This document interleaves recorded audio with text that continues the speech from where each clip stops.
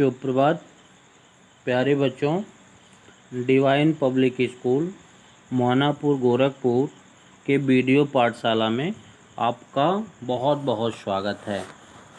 प्यारे बच्चों, आज हम कक्षा 12वीं विषय हिंदी आरोह भाग 2 के गद्य खंड में संकलित जो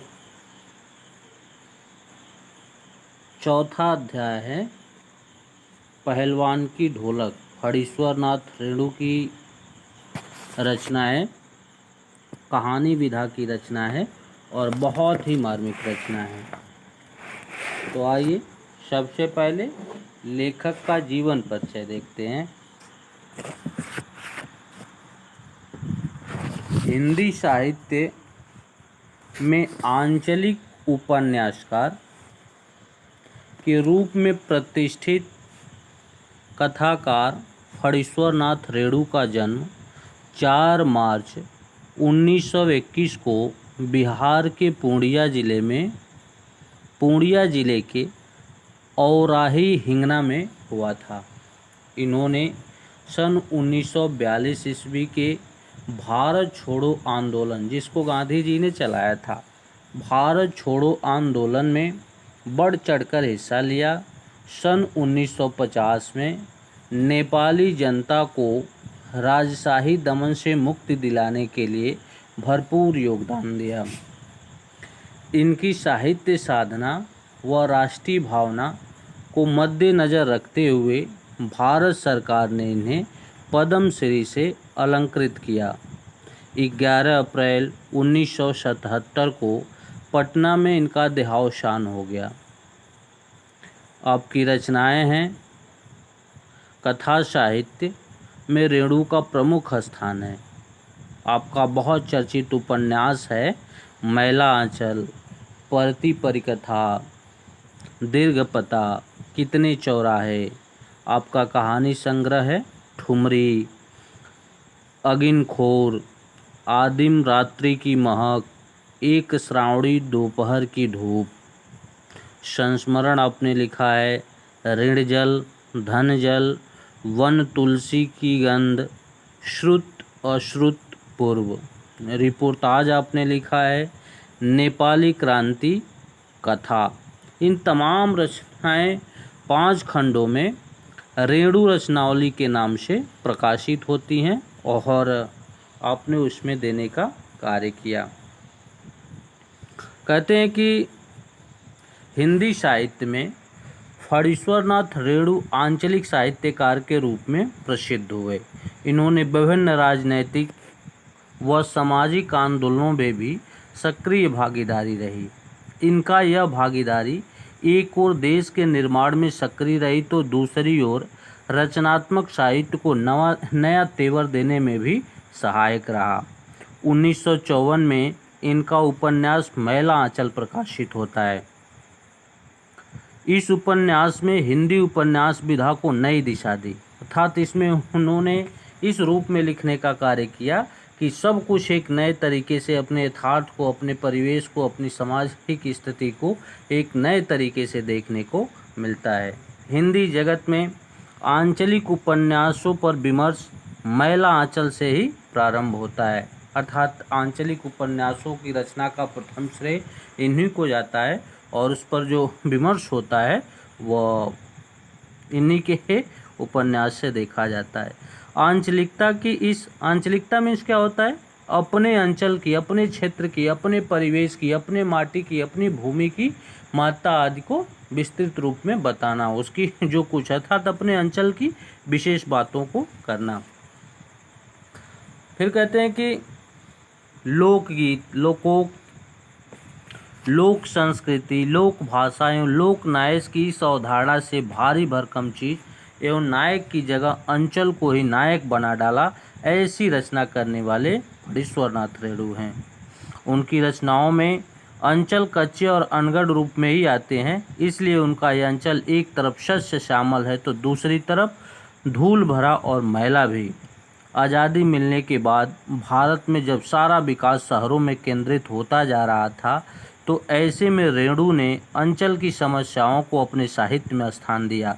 अर्थात जिस समय दुनिया शहर की तरफ रुख कर रही थी, सब कुछ शहर का बोलबाला था, सारे विकास जो थे वो सब शहरों की तरफ ही रुख कर चुके थे, गांव की तरफ का सारा विकास अवरुद्ध था। उस समय इन्होंने अपने गांव को चुना और गांव की यथावस्थ स्थिति को अपनी रचना का माध्यम बनाया और साहित्य में उसको स्थान दिया।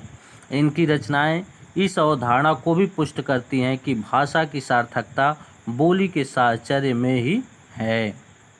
रेणु की अंचल विशेष जो भाषा है वो अपने अंचल विशेष से प्रभावित है और बहुत ही मार्मिक प्रतीत होती है। इन्होंने आम बोलचाल की भाषा को अपनाया है, मिश्रित शब्दावली का प्रयोग है, गंभीर विषयों पर संस्कृतनिष्ठ हो जाती हैं, ऐसी चीज़ें देखने को मिलती है। फणीश्वर नाथ रेणु की प्रतिनिधि कहानियों में पहलवान की ढोलक भी शामिल है और कहानी कथा रेणु की समस्त विशेषताओं को एक साथ अभिव्यक्त करती है। रेणु की लेखनी में अपने गांव, अपने अंचल, अपनी संस्कृति को सजीव कर देने की अद्भुत क्षमता है और उसी क्षमता को आपने पहलवान की ढोलक कहानी में दिखाने का कार्य किया है। कहानी व्यवस्था के बदलने के साथ साथ लोक कला और इसके कलाकार के प्रासंगिक हो जाने की कहानी है। राजा साहब की जगह नए राजकुमार का आकर जम जाना सिर्फ व्यक्तिगत सत्ता परिवर्तन नहीं, बल्कि जमीनी पुरानी व्यवस्था के पूरी तरह उलट जाने और उस पर सभ्यता के नाम पर एकदम नई व्यवस्था के आरोपित हो जाने का प्रतीक है। उदाहरण स्वरूप आप अपने परिवेश में देखे होंगे कि चंद युवा पीढ़ियां बाहर चली जाती हैं, विदेशों को पलायन कर लेती हैं और जो कुछ अच्छे परिवार होते हैं अपने बच्चे को ब्रिटेन, अमेरिका, सिंगापुर, स्विट्ज़रलैंड आदि आदि स्थानों पर पढ़ने के लिए भेज देते हैं। और जब वो अपनी शिक्षा पूरी कर लेते हैं और गांव की तरफ जब आते हैं तो यहाँ की जो व्यवस्थाएं होती है उनके अनुकूल नहीं होती है, यहाँ के जो लोग होते हैं उनके अनुकूल नहीं होते हैं। तब वो ऐसे परिवेश में क्या करते हैं कि सब चीज़ को बदलना चाहते हैं, अपने अनुरूप सारी चीज़ों को ढालना चाहते हैं। और जब वो अपने अनुरूप इन सारी चीज़ों को ढालते हैं तो उसमें कई सारी जो जीवंतता होती है कई सारी लोगों की जो यादें होती हैं, कई सारी ऐसी वंश परंपराएं होती है, वो सबको अपने पैरों तले रौंद देते हैं और सब कुछ पल भर में ही खत्म कर देते हैं। ऐसी ही यथावत स्थिति का वर्णन इसमें भी है कि राजा साहब एक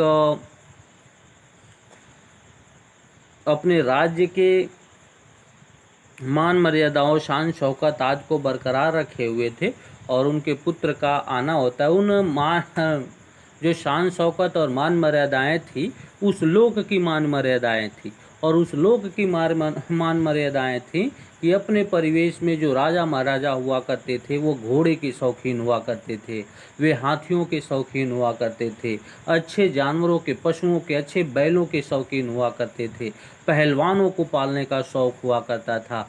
लेकिन वहीं जब ये उनके पुत्र रूप में जब कार्यभार राजा कि न रहने के बाद जब पुत्र उनकी राजगद्दी को संभालता है तो उनको ये सारी चीज़ें जो होती है वह व्यय लगता है कि ये सारी चीज़ें अतिरिक्त व्यय हो रही है, इनके खान पान, इनके रहन सहन, इनके ऊपर जो कुछ हो रहा है ये इनसे हम कुछ अर्थ नहीं पा रहे हैं, बल्कि हमारे कोष से इसमें खाली होता चला जा रहा है। इसलिए वो इसमें परिवर्तन करना चाहते हैं और परिवर्तन में ही सब कुछ विनाश की कगार पर चला जाता है। ऐसी ही उक्त कहानी में दिखाने का लेखक ने कार्य किया है। कहते हैं कि सभ्यता के नाम पर एकदम नई व्यवस्था के आरोपित हो जाने का प्रतीक है। यह भारत पर इंडिया के छा जाने की समस्या है। देखिएगा, बहुत बड़ी बात उन्होंने कहने का कार्य किया है कि यह भारत पर, हमारा भारत जब तक है तो भारत क्या है, प्राचीन है, पुराना है, लेकिन इंडिया उस पर हावी होता है। ये आधुनिक संस्कृति है जो बाहरों से, पाश्चात्य अर्थात जो बाहरों से, बाहरी लोगों द्वारा, जो हमारे ही अंदर के लोग बाहर गए हुए हैं और वहाँ से अडाप्ट कर करके जो चीज़ें आ रहे हैं और अपने यहाँ परिवर्तित कर रहे हैं, इस चीज़ को इस रूप में परिवर्तित करने का कार्य किया है। जो लुट्टन पहलवान को लोक कलाकार के आसन से उठाकर पेट भरने के लिए हाय तौबा करने वाली निरहता की भूमि पर पटक देती है। ऐसी स्थिति में गांव की गरीबी पहलवानी जैसे शौक को क्या पालती। अर्थात लोक परंपरा, अपने लोक की, अपने परंपरा की, अपने परिवेश की, अपने पूर्वजों की मान सम्मान को रखने के लिए क्या क्या निछावर कर दिया जाता है। लेकिन यहाँ पे वही लोक परंपरा जो एक कलाकार होता है और अपने कला के प्रदर्शन से उस राज्य की ख्याति को चारों तरफ फैलाया रहता है, चारों तरफ क्षेत्र के राजागणों में उनका एक भय सा होता है, उनके नाम बड़ी सम्मान के साथ लिए जाते हैं, उसको भी पल भर में कैसे धूमिल कर दिए आधुनिक संस्कृति, ये दिखाने का कार्य करती है कहानी।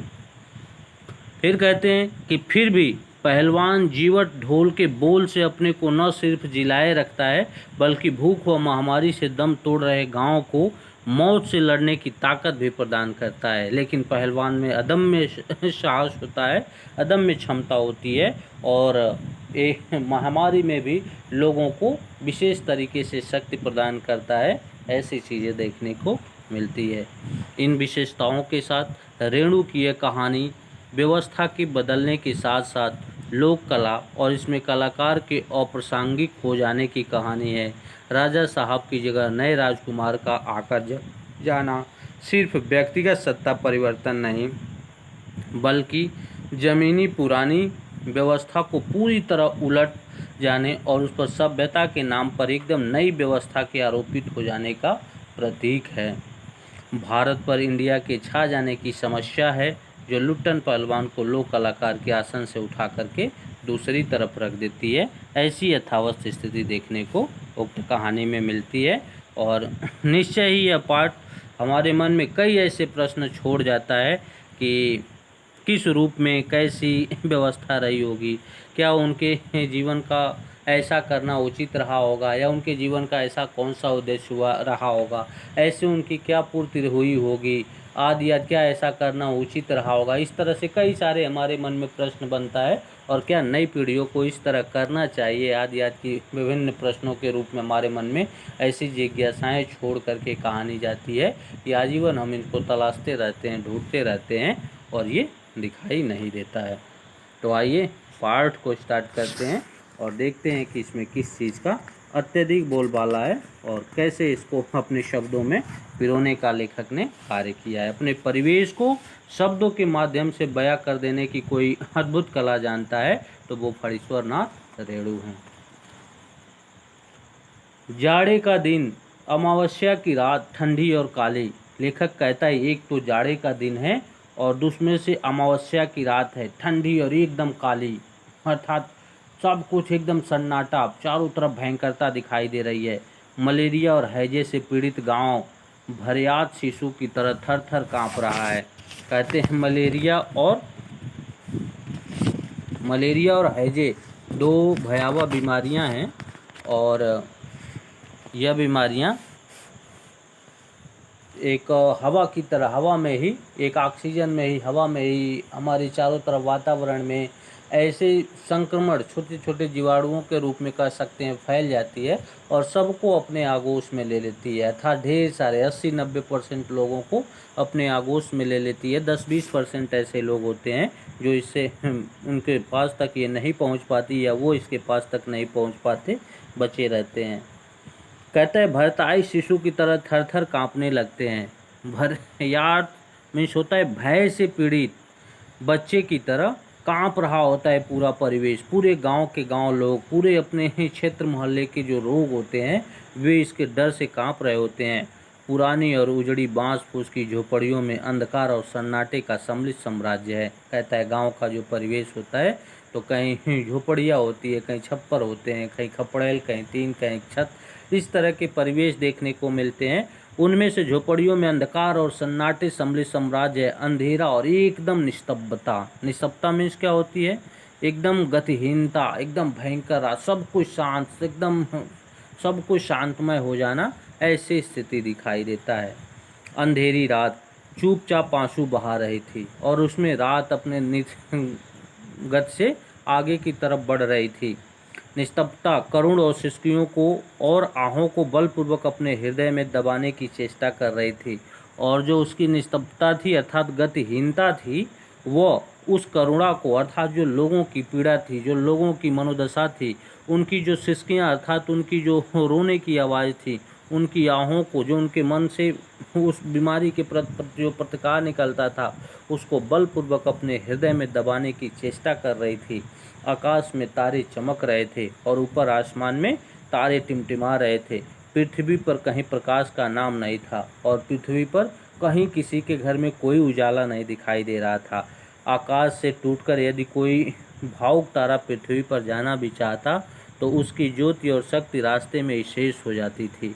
कहता है अगर आकाश से टूट करके कोई तारा नीचे धरती पर आना चाहता तो रास्ते में ही, अर्थात आसमान की दूरी नीचे धरा तक तय करने में ही वो शेष मीन्स खत्म हो जाना होता है, वहीं पे खत्म हो जाता था। जो ज्योति और शक्ति रास्ते में ही शेष हो जाती, अन्य तारे उसकी भावुकता अथवा असफलता पर खिलखिलाकर हंस पड़ते थे और जो अन्य तारे थे उसके इस प्रयास को देख करके और उसके इस असफल स्वरूप को देख करके खिलखिला करके हंस पड़ते थे। सियारों का क्रंदन और पेचक की डरावनी आवाज़ कभी कभी निस्तब्धता को अवश्य भंग कर देती थी। कहता है एक तरफ सियारों का रोना, अर्थात उनका क्रंदन मीन्स होता है बिलाप करना, रोना, और आपने अपने गांव परिवेश में देखा होगा रात में उल्लू का बोलना, बिल्ली का बोलना, कुत्ते का रोना, सियारों का रोना, ये सब क्या है तो गांव में दोष माना जाता है। इनका दरवाजे पर रोना बहुत बड़ा दोष माना जाता है। तो यहाँ भी ऐसा है कि सियारों का क्रंदन और पेचक की डरावनी आवाज़, ऐसा लगता है, पेचक मीन्स क्या होता है उल्लू, कि उल्लू की डरावनी आवाज़ कभी कभी निस्तब्धता को अवश्य भंग कर देती थी। गांव की झोपड़ियों से कराहने और कै करने की आवाज़ हरे राम हे भगवान की टेर अवश्य सुनाई पड़ती थी। अर्थात जब इस तरह की आवाज़ होती थी तो लोगों द्वारा, अब ईश्वर ही एकमात्र, जब विपत्ति आती है तो उस समय कोई हमारा संबल होता है, कोई हमारा सहयोगी होता है तो सिर्फ ईश्वर होता है। और जैसे हमारे साथ कोई संबल के रूप में, बल के रूप में अगर किसी हमसे कुछ मिलता है तो सिर्फ ईश्वर होता है और उसी का हम नाम लेते हैं। गांव के लोग भी उन्हीं का नाम लेते हैं कि टेर अवश्य सुनाई पड़ती थी। बच्चे भी कभी कभी निर्बल कंठों से माँ माँ पुकार कर रो पड़ते थे और बच्चे जो थे कभी कभी ऐसा सुनने को मिलता था, अर्थात उनकी आवाज़ आती थी कि निर्बल कंठों से माँ की आवाज़ आती थी और बड़े ही मनमोहक रूप में वो करके रो पड़ते थे। पर इससे रात की निस्तब्धता में विशेष बाधा नहीं पड़ती थी, लेकिन जो रात की गतिहीनता थी उसमें कोई विशेष बाधा नहीं पड़ती थी। कुत्तों में परिस्थितियों को ताड़ने की एक विशेष बुद्धि होती है, अर्थात जैसे जब कोई दैवी आपदाएं आने को होती है तो कुछ जो जानवर होते हैं वे पहले जान जाते हैं, इनको भांप जाते हैं, वे वहाँ से हट जाते हैं। तो ऐसा ही लेखक कहता है कि कुत्ते में परिस्थितियों को ताड़ने की एक विशेष बुद्धि होती है, अर्थात ईश्वर ने उसको जब निर्माण किया है तो चीज़ों को पकड़ने की, अर्थात ऐसी दैवी आपदाओं को या विशेष परिस्थितियों को समझने की एक विशेष बुद्धि उसके पास प्रदान करता है। वे दिन भर राख के घूरों पर गठरी की तरह मुड़ सिकुड़कर मन मार के पड़े रहते थे। संध्या या गंभीर रात्रि को सब मिलकर रोते थे और जैसे ही दिन भर वो इधर उधर राख के, जो दिन भर शाम को जो लोग अपने अपने घरों के, अपने अपने दरवाज़ों के सामने आग जला करके बैठा करते थे, वो पूरे दिन जानवर उसी राख में रहा करते थे, अपने चारों पैरों को, मुंडियों को एक में दबा कर करके और बैठे रहते थे। जैसे शाम होती थी पूरे गांव के सारे कुत्ते एक हो जाते थे और होने के साथ ही वह ज़ोर ज़ोर से चिल्लाने लगते थे, और चिल्लाना मीन्स रोने लगते थे। रात्रि अपनी विविधताओं के साथ चलती रहती और उसकी सारी भीषणता को ताल ठोक कर ललकारती रहती। कहता है रात्रि अपनी भीषणताओं में, अर्थात अपने भयंकर रूप में, रात्रि में से उसकी जो कालापन था वो एकदम अपने भयंकर रूप में था और साथ चलती रहती, उस सारी विविधता को ताल ठोक कर ललकारती रहती सिर्फ पहलवान की ढोलक। और उस रात्र को, उस कालिमा को अगर कोई भय, अर्थात लोगों के अंदर से उस भय को खत्म कर सकता था और उस कालिमा को कोई चुनौती दे सकता था तो वो सिर्फ एक था, वो पहलवान की ढोलक थी। संध्या से लेकर प्रातः काल तक एक ही गत से बजी रहती थी, वह शाम जैसे होती थी तब से लेकर के और प्रातः काल एक ही गत से अपनी ढोल बजाता रहता था। चट धा गिर धा, चट धा गिर धा, यानी आजा भिड़ जा, आजा भिड़ जा, बीच बीच में चटाक चढ़ा, चटाक चढ़ा, यानी उठाकर पटक दे, उठाकर पटक दे। यही आवाज़ मृत गांव में संजीवनी शक्ति भरती थी और जो लोग सहमे हुए थे, डरे हुए थे, भय से कांप रहे थे, उनमें एक असम में साहस इससे मिलता था और उनमें एक संजीवनी अर्थात जीवन जीने की एक विशेष शक्ति मिलती थी और इसके सहारे वो अपनी उस भीषण रात को काट ले जाते थे। लुट्टन सिंह पहलवान, यही आवाज़ मृत गांव में संजीवनी शक्ति भरती थी और वो आवाज़ किसका था, तो वो था लुट्टन सिंह पहलवान के ढोलक की आवाज़। तो यह वह कहा करता था, लुट्टन सिंह पहलवान को होल इंडिया भर के लोग जानते हैं, किंतु उसके होल इंडिया की सीमा शायद एक जिले की सीमा के बराबर ही हो। जिले भर के लोग उसके नाम से अवश्य परिचित थे, लेकिन ऐसा माना था, उसका ऐसा का नाम था कि लुट्टन सिंह को होल इंडिया, होल मन पूरा इंडिया के लोग जानते हैं। लेकिन लुट्टन सिंह जो पहलवान को हम बचपन से ही अर्थात हमारे हम परिवेश में भी ऐसा कहा जाता है कि बुद्धि कम होती है। जो पहलवान ज़्यादा बलवान लोग होते हैं, ज़्यादा शक्तिशाली लोग होते हैं, उनके पास बुद्धि कम होती है। तो लुट्टन का जो संपूर्ण होल इंडिया था अर्थात पूरा जो भारत लुट्टन के नज़र में था, वह उसके ज़िले से भी छोटा था और उसको ज़िले के लोग तो अवश्य जानते थे, इसलिए उसको ऐसा लगता था कि मुझे पूरे भारत के लोग जान रहे हैं। लुट्टन के माता पिता उसे 9 वर्ष की उम्र में ही अनाथ बनाकर चल बसे थे। मात्र 9 वर्ष का जब लुट्टन था तभी उसके माता पिता गोलोकवासी हो गए अर्थात इस संसार को छोड़ करके ईश्वर को प्यारे हो गए। सौभाग्यवश शादी हो चुकी थी, वरना वह भी माँ बाप का अनुसरण करता, लेकिन सौभाग्य से वो उतनी कम उम्र में ही पहले बाल विवाह की प्रथा थी और इसके माता पिता ने इसकी शादी कर दी थी। विधवा सास ने पाल पोस कर बड़ा किया और सासू माँ ने पाल पोस करके इसको बड़ा किया। बचपन में वह गाय चराता, धारोश और दूध पीता और कसरत किया करता था। उसकी दैनिक जीवनचर्या यही थी कि वह गायों को चराने ले जाता था और धारोश में होता है धार अर्थात डायरेक्ट गाय के थन से सीधे अपने मुख में वह धार मार करके पूरा दूध पी जाता था, ऐसा बताने का कार्य लेखक करता है। और खूब कसरत करता था। गांव के लोग उसकी सास को तरह तरह की तकलीफ़ दिया करते थे और गांव के लोग तमाम तरह की बातें उसके सास के संदर्भ में कहते थे।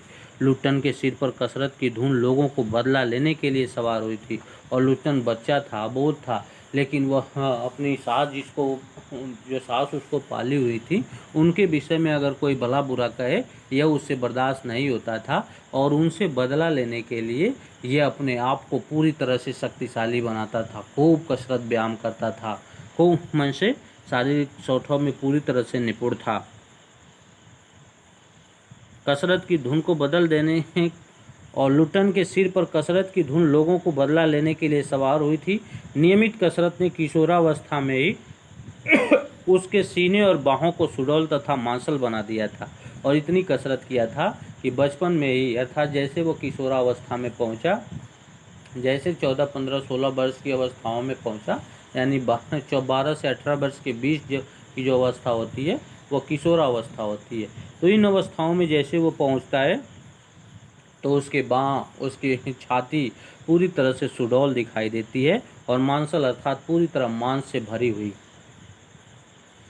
जवानी में कदम रखते हुए गांव में सबसे अच्छा पहलवान समझा जाने लगा और जैसे ही वो अपने प्रौढ़ावस्था की तरफ प्रवेश किया, जैसे वह 20-21 वर्ष का होता है, गांव में उसके जैसा अपने क्षेत्र में कोई पहलवान नहीं हुआ। इस नाम से पहलवान पहलवान करके पुकारा जाने लगा।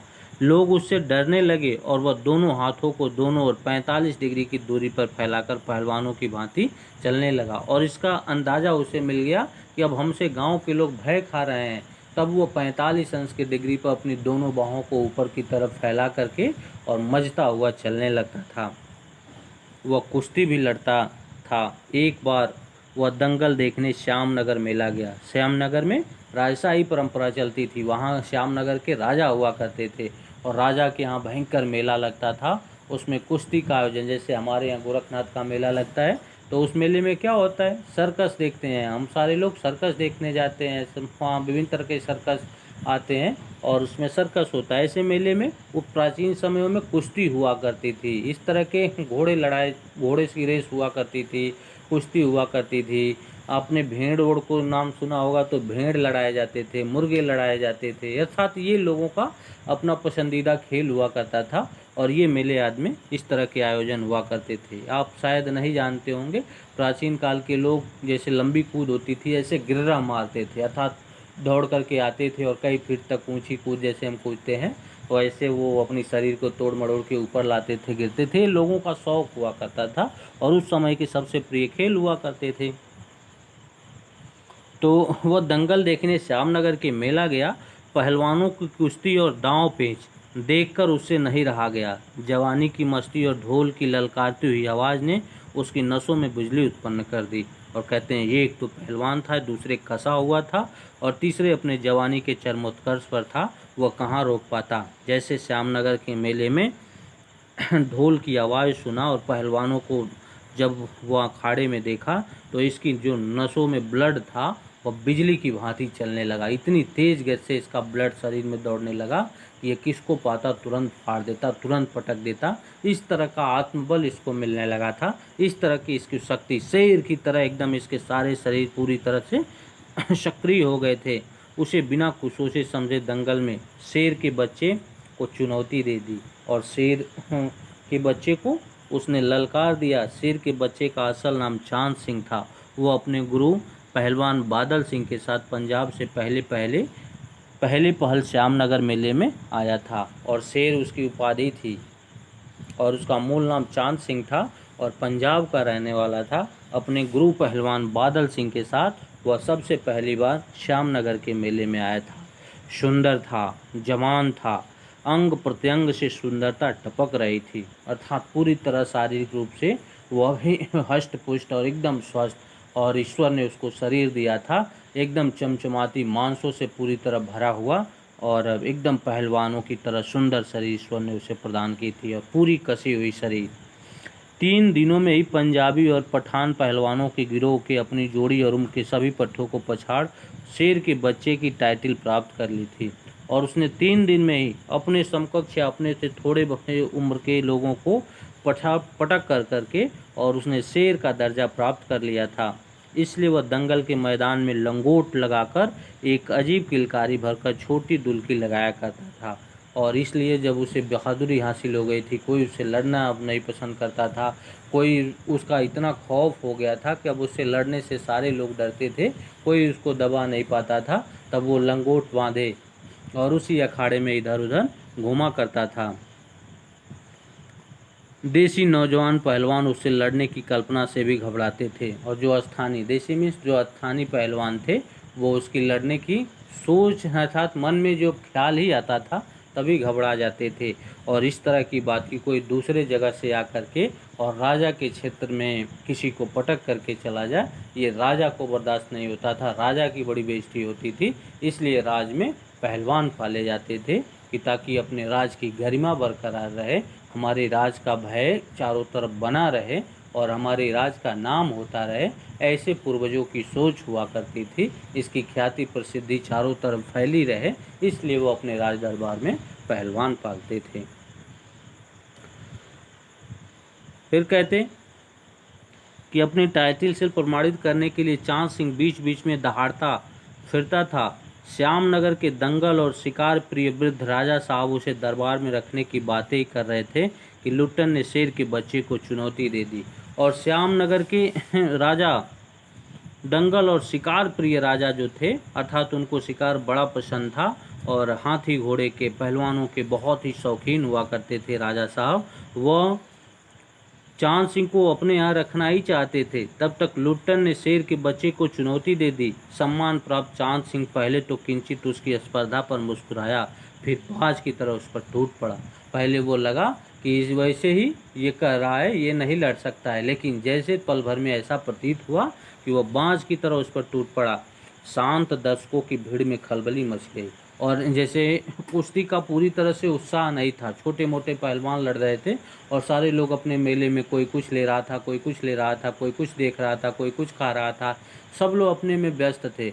लेकिन एकदम भीड़ और चारों तरफ सब कुछ दर्शक जो थे वो एकदम शांत थे, लेकिन जैसे इनको देखे खलबली मच गई। सब अपनी दुकानें छोड़ करके जो जिस रूप में था वो सारे लोग दंगल की तरफ अर्थात जहां अखाड़ा बनाया गया था वहां दौड़ करके आए।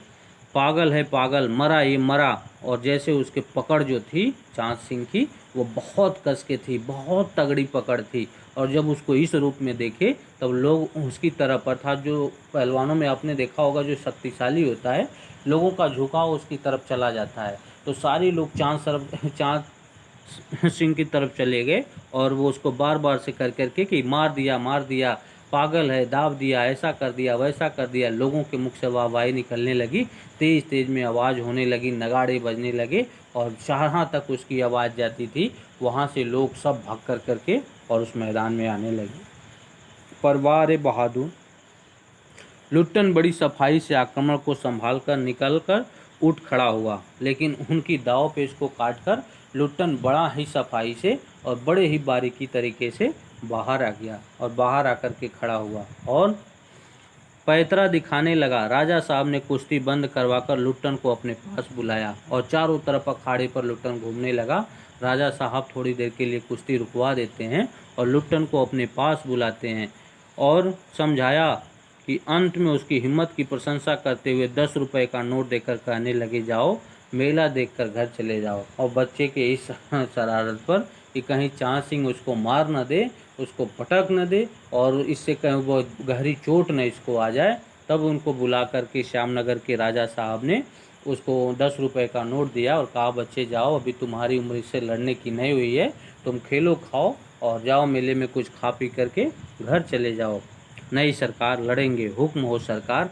और ये उनके पैरों के पास बैठ जाता है, दोनों हाथें जोड़ लेता है और कहता है, मेरे मालिक, मेरे हुजूर, मेरे सरकार, मुझे लड़ने का एक मौका दीजिए। तुम पागल हो? उन्होंने कहा, मर जाओगे। अर्थात तुम पागल हो जो लड़ने जा रहे हो, मर जाओगे। मैनेजर साहब से लेकर सिपाही तक ने धमकाया, देह में गोश्त नहीं, लड़ने चला है शेर के बच्चे से। सरकार इतना समझा रहे हैं और जो उनके अपने सहयोगी थे, जो मंत्री थे, जो सिपाही थे, जो अन्य लोग थे राज दरबार के, वो समझाए कि तुम्हारे देह में गोश्त मीन्स मांस होता है, कि तुम्हारे शरीर में मांस नहीं है और तुम शेर के बच्चे से लड़ने चले हो। पहले जाओ खाओ, इतना समझ तुमको नहीं आ रहा है? दुहाई सरकार, पत्थर पर माथा पटक कर मर जाऊंगा। मिले हुक्म वह हाथ जोड़कर गिड़गिड़ाता रहा। वह कहा, सरकार क्षमा हो, मुझे यह अवसर दिया जाए, यह अवसर खो देंगे तो फिर हमको नहीं मिलेगा। यहीं आपके दरवाजे जहाँ आपका पैर है, इसी चौखट पर, इसी पत्थर पर मैं अपना माथा पटक कर करके मर जाऊंगा, लेकिन यहाँ से वापस नहीं जाऊंगा, मुझे लड़ने का अवसर दिया जाए। ऐसा हाथ जोड़ करके गिड़गिड़ाता रहा। भीड़ अधीर हो रही थी और भीड़ के लोग व्याकुल हो रहे थे, नई नई अवसर दिया जाए इनको। बाजे बंद हो गए थे। पंजाबी पहलवानों की जमायत क्रोध से पागल होकर लुट्टन पर गालियों की बौछार कर रही थी और जो बादल सिंह के साथ अन्य पंजाबी पहलवान आए थे, वो उनकी जमात इसको गालियां दे रही थी, अपशब्द कह रहे थे। दर्शकों की मंडली उत्तेजित हो रही थी और जो सारे दर्शक थे वो इन दोनों की कुश्ती देखने के लिए और उतावले होते जा रहे थे, खूब उतावले होते जा रहे थे। कोई कोई लुट्टन के पक्ष में चिल्ला उठता, उसे लड़ने दिया जाए, और दर्शकों की जो भीड़ थी वो हाथ उठा करके तेज गर्जना के साथ, कभी कभी उधर से आवाज़ आती थी कि नहीं नहीं, लुट्टन को अवसर दिया जाए और इसे लड़ने दिया जाए। अकेला चाँद सिंह मैदान में खड़ा व्यर्थ मुस्कुराने की चेष्टा कर रहा था और चाँद सिंह अर्थात जो शेर की टाइटल पाया हुआ था, शेर की पदवी, नाम की पदवी पाया हुआ था, वह व्यर्थ, उसे पहले ही पकड़ में अंदाज़ा तो हो ही गया था कि लुट्टन के पास भी कस है, लेकिन वह व्यर्थ अब लोगों के सामने अपने आप को कैसे प्रदर्शित करे, इसलिए वह व्यर्थ मुस्कुराने का प्रयास, अर्थात न हंसी आते हुए भी वह मुस्कुराने का प्रयास कर रहा था। पहली पकड़ में ही अपने प्रतिद्वंदी की शक्ति का अंदाज़ा उसे मिल गया था। विवश होकर राजा साहब ने आज्ञा दे दी, लड़ने दो। और अंत में राजा साहब को ऐसा लगा कि नहीं मानेगा, बहुत जिद्दी है, पहलवान अपनी बात से कहाँ कभी बदलते हैं, तो इनसे लड़ने की उन्होंने आज्ञा प्रदान ही कर दी।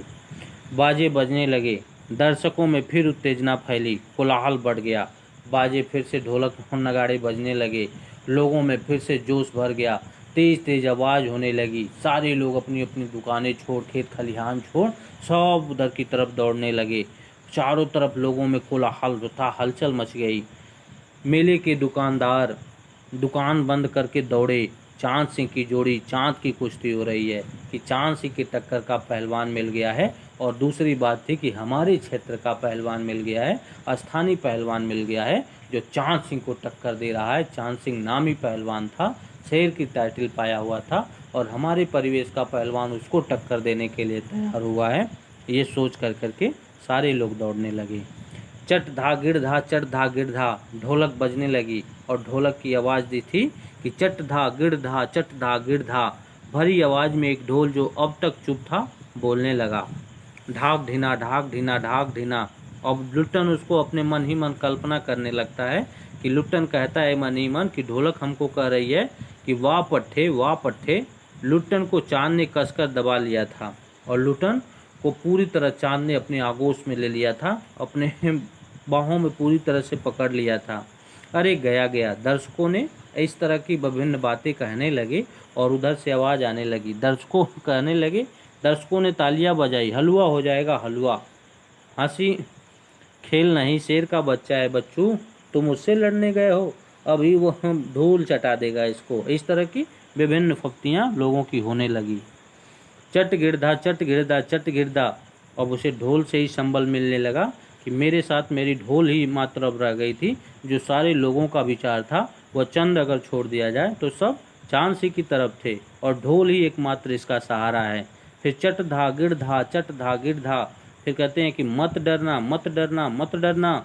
लुट्टन की गर्द पर केहूनी डालकर चांद चित करने की कोशिश कर रहा था और चांद सिंह लुट्टन के गर्दन पर केहूनी से दबा कर करके और पीछे से हाथ लगा करके उसे पलटना चाह रहा था। वहीं दफना दे बहादुर और लोगों की इस तरह की फप्तियाँ आ रही थी। वाह शेर वहीं दफना दे। बादल सिंह अपने शिष्य को उत्साहित कर रहा था। लुट्टन की आंखें बाहर निकल रही थी और कस से अर्थात उसके दाव से, उसके भार से लुट्टन की आंखें बाहर की तरफ आ रही थी। उसकी छाती फटने फटने को हो रही थी। राजमत बहुमत चांद के पक्ष में था। सभी चांद को शाबाशी दे रहे थे। लुट्टन के पक्ष में सिर्फ ढोल की आवाज़ थी जिसकी ताल पर वो अपनी शक्ति और दांव पेच की परीक्षा ले रहा था, अपनी हिम्मत को बढ़ा रहा था। अचानक ढोल की एक पतली आवाज़ सुनाई पड़ी, धाक धीना तिरकट तिना धाक धीना तिरकट तिना। लुट्टन को स्पष्ट सुनाई पड़ा कि ढोल कह रहा था, दाव काटो बाहर हो जाओ, दाव काटो बाहर हो जाओ। अर्थात इतने सारे लोगों में उसके तरफ से कोई नहीं था, सिर्फ एक ढोल ही मात्र थी। यहाँ तक कि राजघराना और राजा साहब खुद भी चांद सिंह की तरफ थे और मन ही मन वो उसको अपने राज्य पहलवान घोषित कर लिए थे। बस अब बोलना लोगों में जाहिर करना बाकी था। इनको ऐसा लगता था कि लुट्टन को वह पल भर में पटक देगा, पल भर में धराशायी कर देगा और लुट्टन के पास अगर संबल के रूप में कुछ था तो मात्र एक उसकी ढोल की आवाज़ थी और उसे वहीं से संबल मिल रहा था। अंत में जब उसकी धुन निकलती है कि धाक धीना तिरकट तिना धाक धीना तिरकट तिना, तो लुट्टन को स्पष्ट सुनाई पड़ा कि ढोल कह रहा था, दाव काटो बाहर हो जा, दाव काटो बाहर हो जा। इस तरह की उसे अभिव्यक्ति आने लगी। धन्यवाद। इसके बाद अगले द्वितीय व्याख्यान में इसका अगला देखेंगे कि क्या लुट्टन चांद सिंह को पटक पाता है। इसके बाद राज दरबार में क्या होता है, क्या राजा लुट्टन को राज पहलवान घोषित करते हैं या नहीं। इस तरह की तमाम समस्याएं हैं, समस्यात्मक बातें हमारे सामने आती है जो अपने अगले उद्धरण में देखेंगे, अपने द्वितीय व्याख्यान में देखेंगे। तब तक के लिए धन्यवाद।